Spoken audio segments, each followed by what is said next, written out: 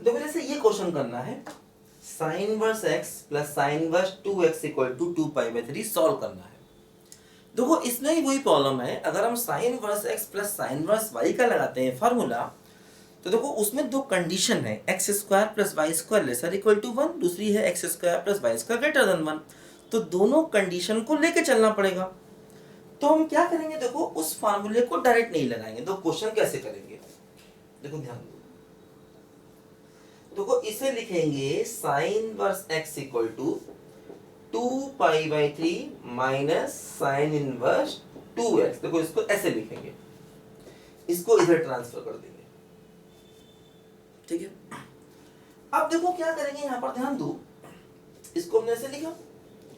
अब देखो इसमें हम दोनों तरफ साइन ऑपरेट कर देंगे, है ना। दोनों तरफ देखो इसमें हम साइन को ऑपरेट कर देंगे, ध्यान दो, साइन ऑपरेट किया। देखो इससे फायदा क्या हुआ, देखो ये sine of sine inverse x क्या हो गया, बोलो x के बराबर आ गया। Sine of sine inverse x हमेशा x होता है। देखो ये हो गया साइन a माइनस b का फार्मूला, क्या हो गया, देखो साइन a कॉस b, है ना, माइनस क्या हुआ बोलो, कॉस a और साइन b। ध्यान दो ऐसे देखो, है ना। इसमें हमने लगाया देखो sine of a minus b का फार्मूला, है ना। Sine of a minus b का लगाया फार्मूला, तो देखो ये हो गया sine a cos b minus cos a sine b, ऐसे हो गया देखो ये, ठीक। अब देखो यहां पर साइन 2π/3, साइन 2π/3 का मतलब साइन 120 डिग्री, जिसको हम निकाल सकते हैं 180 माइनस 60, तो प्लस का साइन 60 यानी कि √3/2। देखो ये हो गया x इक्वल टू √3/2। देखो यहाँ पर अब है cos of sine inverse 2x।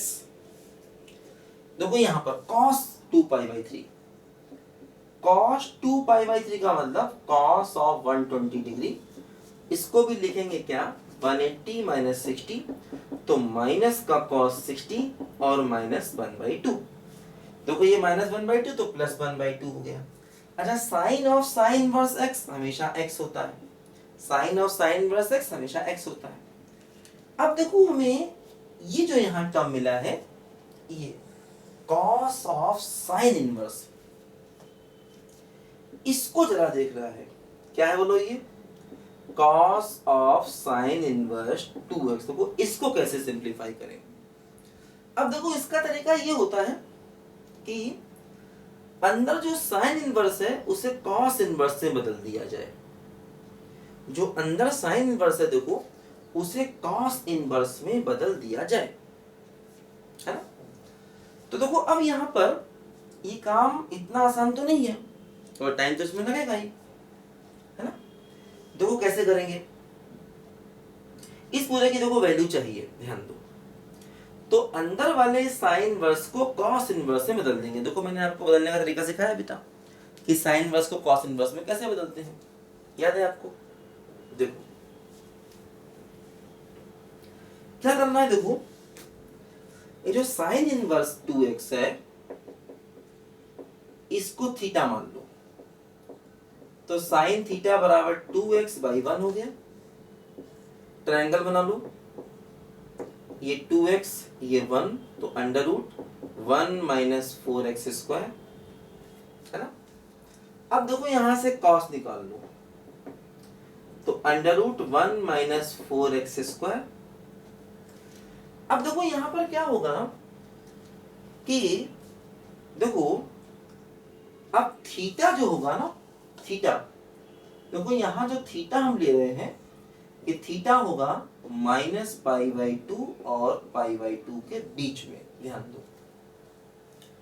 तो अगर हम थीटा को 0 से π, देखो अब हम क्या करें, दोनों तरफ cos इनवर्स ऑपरेट कर दें, cos इनवर्स ऑपरेट इनकॉर्पोरेट कर दिया, देखो ऐसे करके। अब cos inverse cos theta theta हो जाएगा कब? जब थीटा 0 से पाई बाई 2 तक होगा। मैंने बताया था आपको थीटा 0 से पाई बाई 2 हो जाएगा तो इसकी वैल्यू थीटा ही हो जाएगी। तो cos inverse under root 1 minus 4x square. तो देखो साइन इनवर्स को cos इनवर्स से बदल दिया। तो देखो क्या हुआ है यहाँ पर कि ऐसे केस में ये हो गया cos inverse under root 1 minus 4x square.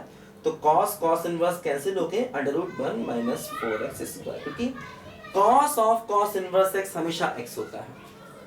तो देखो यहां से ये हो गया x बराबर रूट 3/2 और देखो इसकी ये वैल्यू आ गई under root 1 minus 4x square equal to, ये कैंसिल हो गया तो देखो सिर्फ x आ गया, है ना। x को x से कैंसिल कर दो, है ना, x को x से कैंसिल कर दो, ठीक है। क्या होगा देखो ये आ गया 0 बराबर under root 3/2 under root 1 minus 4x square, है ना। देखो ध्यान देना। अब देखो यहां से 1 माइनस 4x स्क्वायर का अंडर रूट बराबर 0, 1 माइनस 4x स्क्वायर बराबर 0, 4x स्क्वायर बराबर 1, तो x बराबर प्लस माइनस 1/2 आएगा। लेकिन देखो एक्चुअली यहाँ पर थीटा क्या लिया था? 0 से पाई बाई 2 तक लिया था। तो जब थीटा 0 से पाई बाई 2 लोगे तो x भी पॉजिटिव होगा, तो x भी देखो यहाँ पर पॉजिटिव होगा। तो x की निगेटिव वैल्यू हम नहीं लेंगे, x की सिर्फ पॉजिटिव वैल्यू लेंगे। ध्यान देना, नेगेटिव वैल्यू x की नहीं ले सकते, है ना, क्योंकि यहाँ पर हमने जब थीटा को 0 से पाई बाई 2 लिया तभी cos इनवर्स cos थीटा को थीटा लिख सकते हैं। मैंने बताया था cos inverse cos x x होगा अगर x फर्स्ट क्वाड्रेंट में होगा, ठीक है। अच्छा अब देखो हमने यहाँ पर cos इनवर्स में चेंज किया तो इसका मतलब x की वैल्यू क्या आ गई? देखो 1/2, वही देखो अपना आंसर है। हालांकि देखो दूसरा केस भी यहाँ लेना चाहिए। दूसरा केस बोलो कौन सा? कि जब हम थीटा को निगेटिव लें। देखो ध्यान दो, मान लो एक हमने लिया इस केस को, इसको लिखो जरा सब बच्चे। अब दूसरा केस लेते हैं, देखिए उसमें क्या होता है, दूसरे वाले केस में क्या होता है। लिखो सब बच्चे पहले ध्यान से इसको।